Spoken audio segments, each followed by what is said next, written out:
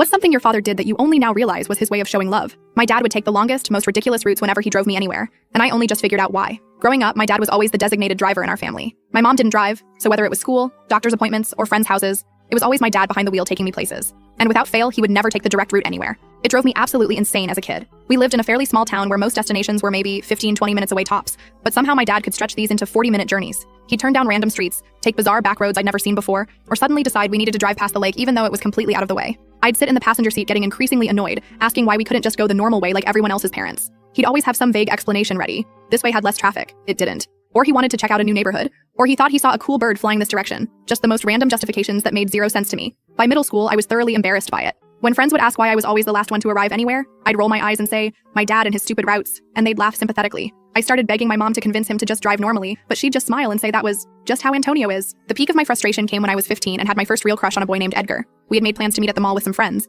and my dad was dropping me off. I was already nervous and had spent hours getting ready, and I specifically asked him to please just take the direct route so I wouldn't be late. He agreed, but then about halfway there, he suddenly turned off the main road. I nearly lost it. I remember snapping at him, asking what he was doing, and he mumbled something about wanting to show me a house with interesting architecture. I sat there fuming, arms crossed, refusing to even look at the stupid house. I was 20 minutes late meeting Edgar and our friends, and I was so embarrassed I could barely enjoy the afternoon. After I got my license at 16, I made a point of driving myself everywhere possible just to avoid those meandering car rides. Our relationship grew a bit distant during my later teen years. Not hostile, just disconnected. We still lived in the same house, but existed in different orbits. Looking back, I think he felt the loss of those drives more than I realized at the time. Fast forward to last month. I'm 25 now, living about 2 hours away from my hometown. I was visiting my parents and helping my mom clean out some old storage boxes when I found this beat-up journal from when I was around 8 years old. Curious, I flipped through it and found an entry from after one of our weekend drives. Dad took me on another long drive today. We saw 3 deer and a really cool abandoned barn. He let me pick the music and didn't even complain when I played the same Britney song 4 times. Best day ever, best day. I sat there staring at this entry, suddenly remembering how much I had actually loved those drives when I was little, before I cared about being on time or what other people thought.